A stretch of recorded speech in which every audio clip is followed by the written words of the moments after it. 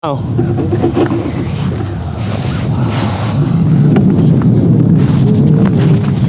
So we're just gonna do walking into the sunset?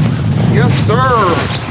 And before we actually get to the Meishans, I want you to start introducing them in 3, 2, 1. We are walking over to our small herd of Meishan registered purebreds. Wendy's, these are actually from Terry Cohen's herd in Kentucky. We got these in September, so that makes them about 7 months old.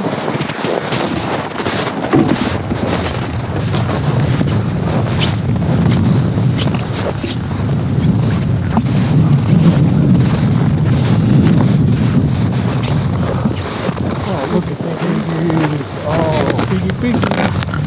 So fresh. Yeah, the piggies. So Ryan, what?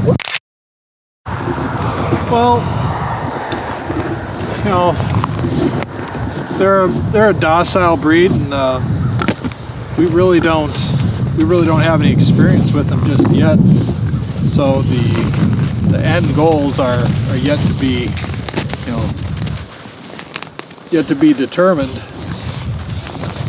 But we have heard good things about them as far as their mothering ability and their litter size, and the main part would be that they're a really friendly breed.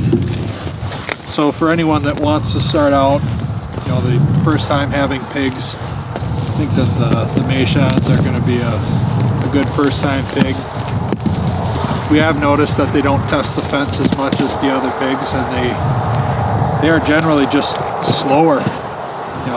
They don't get up right away and come mob you for the bucket or anything.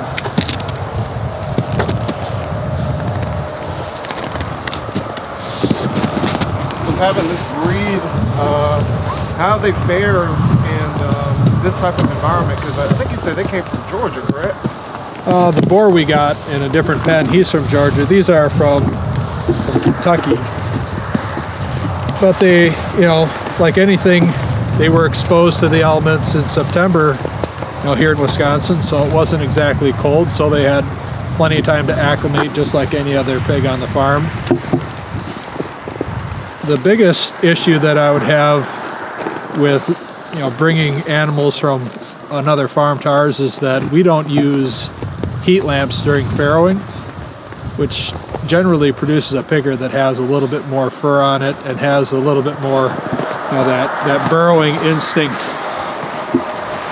These have developed quite a bit of hair to them, but the Meishans generally don't have as much hair as other breeds. But they are a fatty breed, so I don't have, see they have a real big problem. This is the hut that I built for them. I built it pretty much to house them pretty tightly.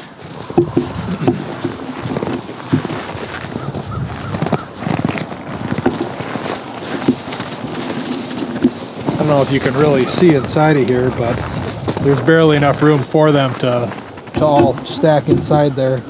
So as long as they have a place to get out of the cold and warm up, I don't think the temperature is too big of an issue for an animal. If they get cold, they start to shiver, they go back in their hut to warm up. Just like all the other buildings that we build out here, the main purpose is to keep the frost out of the ground so that they have, if you go in there and put your hand in it, it's dirt, so it's relatively warm compared to what the outside temperatures are. Gotcha. And for, let's say, a group of 4, how much do you use in terms of hay and straw to keep them warm? If you had an estimate for, the winter season in Wisconsin, and someone got about the same amount of pigs, what would you recommend for well, I put three round bales that I put in here, and this is just, margin, what they bale out of the margins, which would be considered kind of marsh grass. It's not a formal, like a Timothy or fescue or brome. It's not something that was planted. This is just stuff that grows in fields. And these are, they probably were like 600, 700 pound bales. So 3 bales is about a ton of hay is what I started in here with. Took it apart, started to pack it full. There's a couple other ones on the other side there that are pretty much half gone through. They'll eat a little bit of it here and there, pick through it. But for 4 small pigs, I think a ton of hay would be good for a winter. For sows, I figure at least a ton of hay per sow for the winter time. That's to keep a large enough area thawed out that when they do decide to farrow during the winter or late spring, that they have an area where they can get at some fresh dirt, and their piglets can also get at some fresh dirt for minerals and whatnot. Amen. Wow, look at this, y'all. Look at this. This is precious. Someone's having fun over here. So Ryan, what are some things that you've noticed almost automatically with working with Meishans regarding their temperament? Well, like I said, they're not your type of pig that's running around chaotically. Very relaxed. They do bark a little bit, but not like the red wattles, and definitely not like our commercial cross that we used to raise.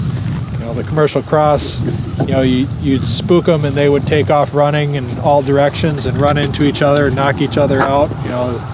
Pretty chaotic scene with commercial crossbreeds versus the Meishans. And they're almost kind of dopey. They are just a little bit. Like one of the 12 elves or dwarfs? Is that kind of, more like, I guess, like a dog, difference in a dog breed. That it's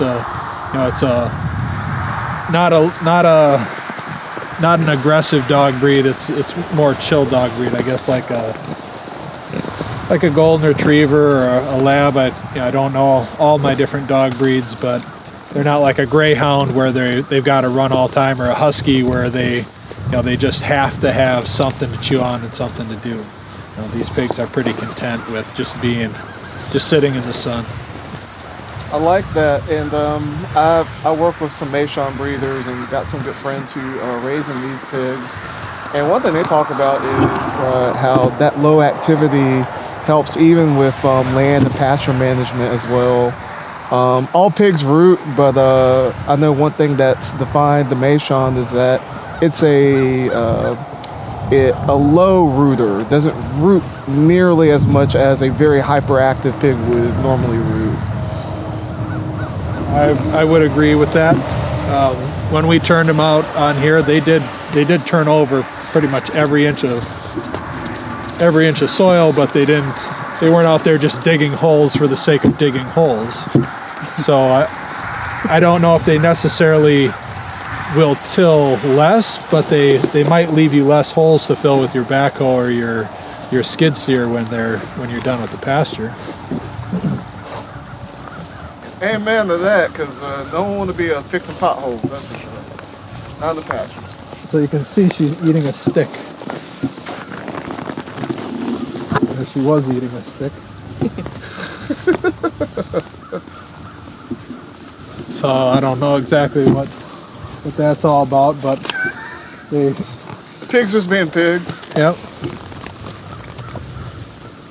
Oh, good. Good.